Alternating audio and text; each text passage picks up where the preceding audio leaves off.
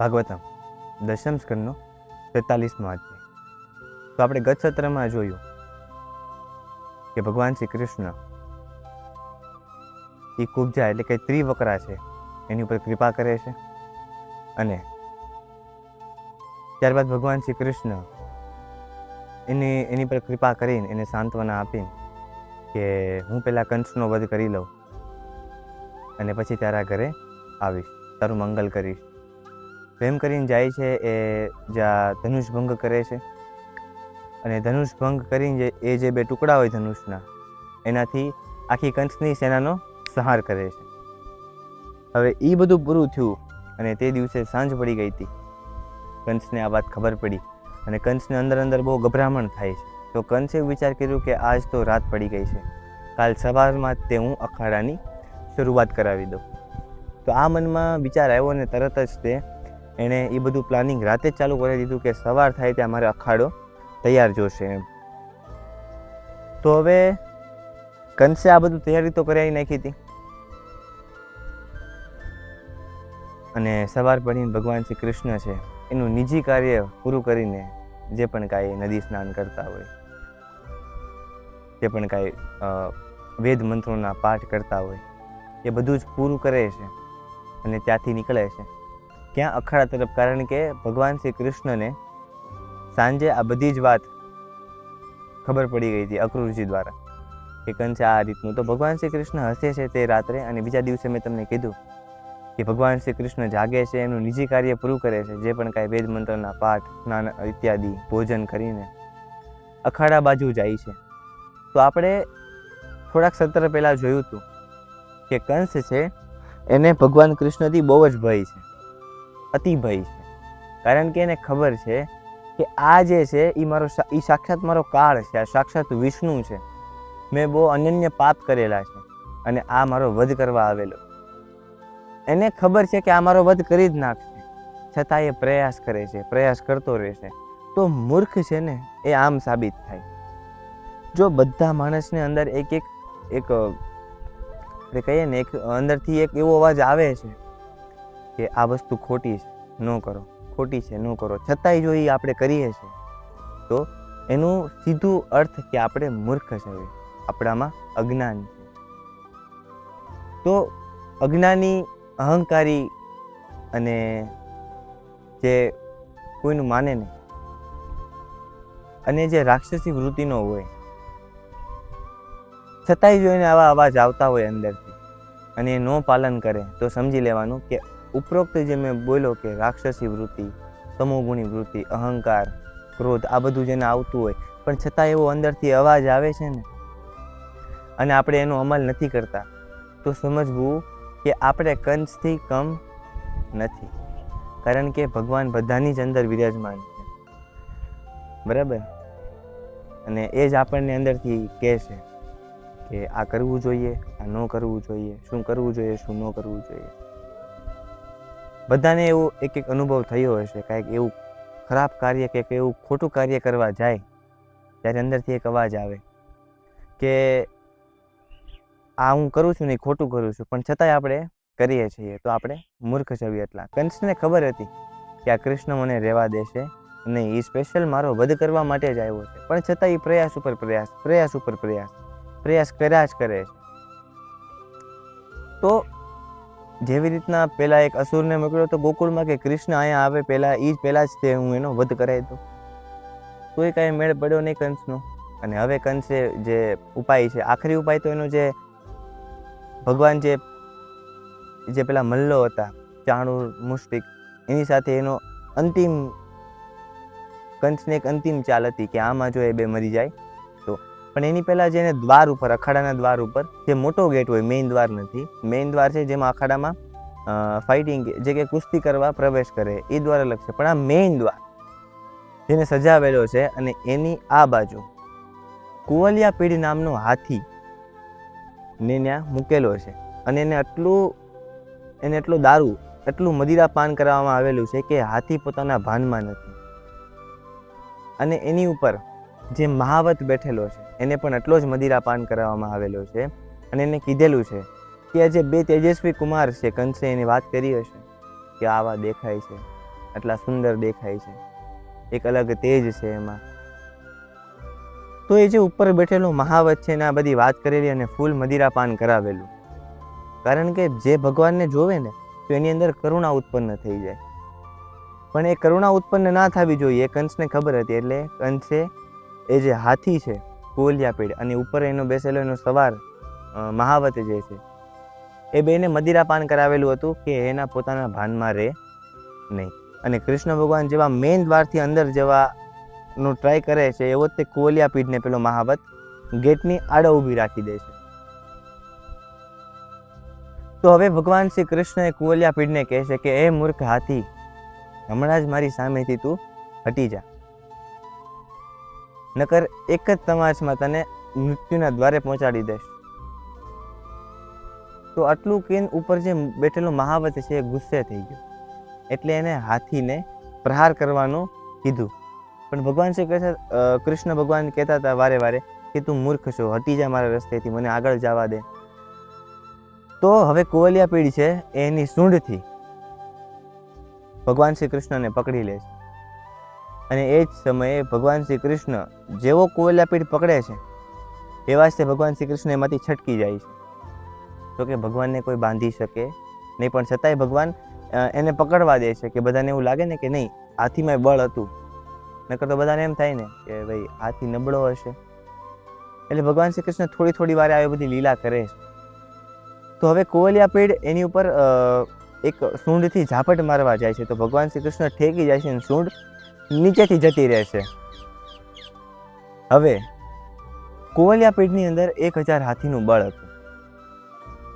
તો એ તો એમ હાથમાં આવે ને અને ઉપર બેઠેલો મહાવત એને કંટ્રોલ કરતો હતો. મહાવત એટલે જે હાથીનો એક્સપર્ટ હોય, બધી રીતના સેનાપતિમાં તે એને મૂકે તો એ પણ એક્સપર્ટ, યુદ્ધમાં મૂકે તો પણ એક્સપર્ટ. મહાવત એટલે મહાવત. તો એ મહાવત એને હાંકી રહ્યો હતો. તો હવે ભગવાન જેવો કુવલિયાપીડ પાછો પકડવા જાય છે તો ભગવાન શ્રી કૃષ્ણ અદ્રશ્ય નહીં પણ એટલી ગતિ કરી દે છે કે એના ચારે પગ વચ્ચે જતા રહે છે.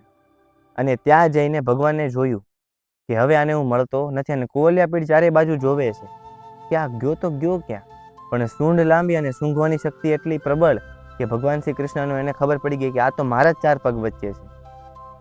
તો કુવલિયાપીડ જેવો આ બાજુ આવીને પાછો પ્રહાર કરવા ગયો તો હવે ભગવાન શ્રી કૃષ્ણ સીધા પૂંછડીના ભાગે જતા રહ્યા, કે પાછળની સાઈડ. આ કુવલિયાપીડ છે તો પાછળની સાઈડ જતા રહ્યા.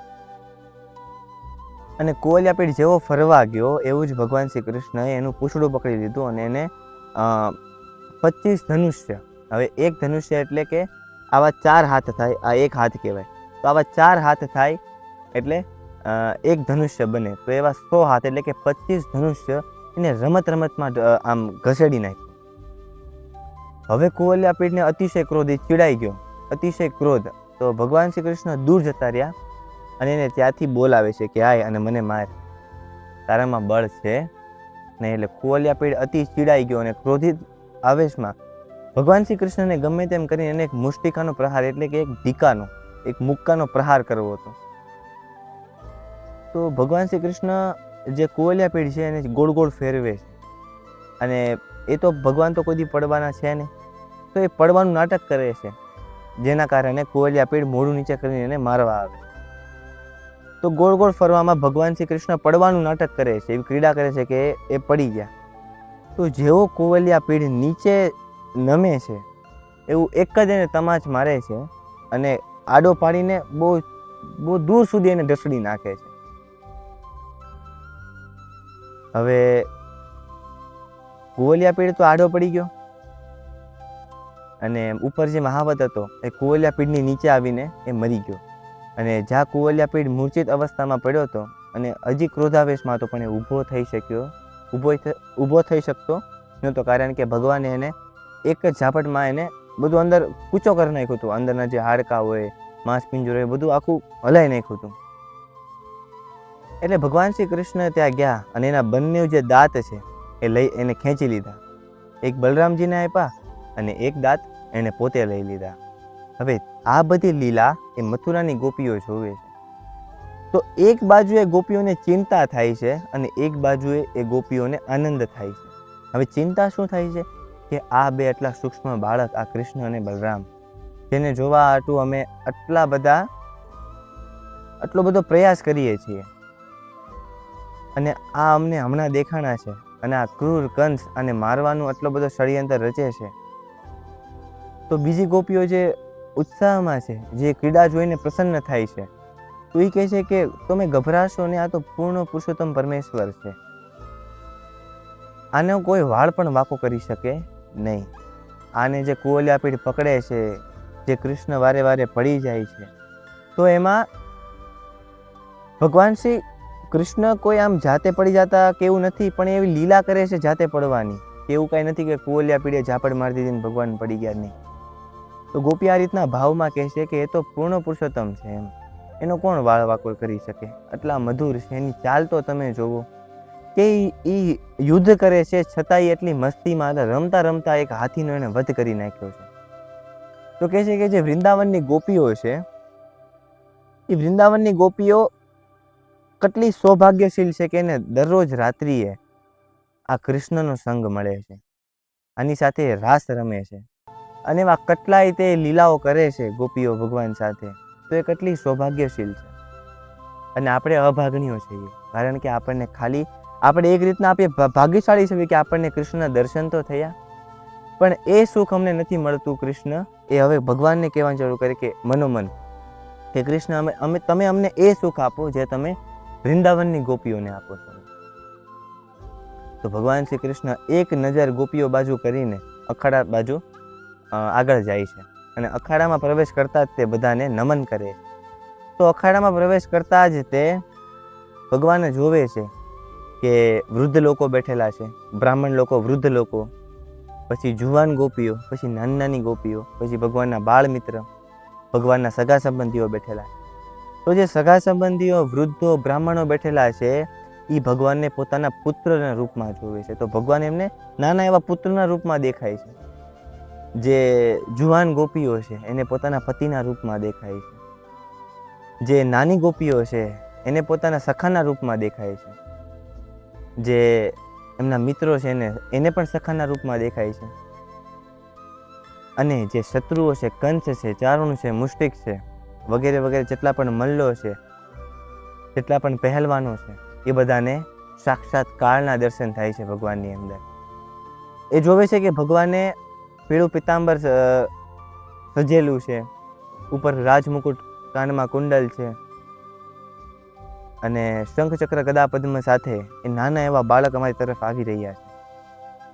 તો ચારુણ અને મુષ્ટિક ભગવાન શ્રી કૃષ્ણને બોલાવે છે, અને બલરામને પણ બોલાવે છે. તો કૃષ્ણ અને બલરામને બોલાવીને કહે છે કે હે કૃષ્ણ અને બલરામ, કે ઉપર બેઠેલા આપણા જે રાજા છે કંસ મહારાજ, એ કે પ્રજાનું એક જ કર્તવ્ય છે કે એના રાજા કઈ રીતના એનાથી પ્રસન્ન થાય, અને જો પ્રજાથી રાજા પ્રસન્ન થતા હોય એમાં પ્રજાનું જ તે હિત છે. તો આપણા જે મહારાજ છે એનું આપણે થોડું ઘણું હિત કરીએ, તો હિતની ભાવનાથી આપણા મહારાજને જે કુસ્તી છે, અખાડો, મલ્લયુદ્ધ છે, એ જોવું બહુ ગમે. તો ચાલો આપણે એક હાથે હાથ કરી લઈએ. તો ભગવાન શ્રી કૃષ્ણ અહીંયા વાંધો ઉપાડે છે. ચારુણ ભગવાન આવું બધું કહે છે, પણ ભગવાન શ્રી કૃષ્ણ કહે છે કે નહીં, તમે તો મોટા મોટા પહેલવાનો છો, તમારી સામે કોઈ પ્રતિયોગિતા છે નહીં, અમે અમારા ઉંમરના પહેલવાનો આપો તો અમે એની સાથે લડીશું. તો ચારુણને, મુષ્ટિકને એને બધાને ખબર જ છે કે અમારું મૃત્યુ થવાનું છે, કારણ કે અમારા કરતાં પણ મોટા મોટા જે રાક્ષસો છે એનો આ લોકોએ વધ કરેલો. તો ભગવાન શ્રી કૃષ્ણને કહે છે કે આટલા મોટા મોટા દૈત્યોનો જે તમે સંહાર કરેલો છે, તો એ તો અમારાથી ક્યાંય બળશાળી છે. તો આપણા જે મહારાજા છે એની પ્રસન્નતા માટે તમે અમારી સાથે યુદ્ધ નહીં કરો, તમારામાં તો બહુ બળ છે. એક કામ કરો, તમે મારી સાથે લડો, અને જે બલરામ છે એ મુષ્ટિક સાથે લડશે. તો ભગવાન શ્રી કૃષ્ણ ચુનૌતી મંજૂર કરે છે, હા પાડે છે, અને હવે મલ્લયુદ્ધ ચાલુ થાય છે. તો હવે આગળ મલ્લયુદ્ધમાં શું થયું એ આપણે હવે પછીના અધ્યાયમાં શ્રવણ કરીશું. હરે કૃષ્ણ.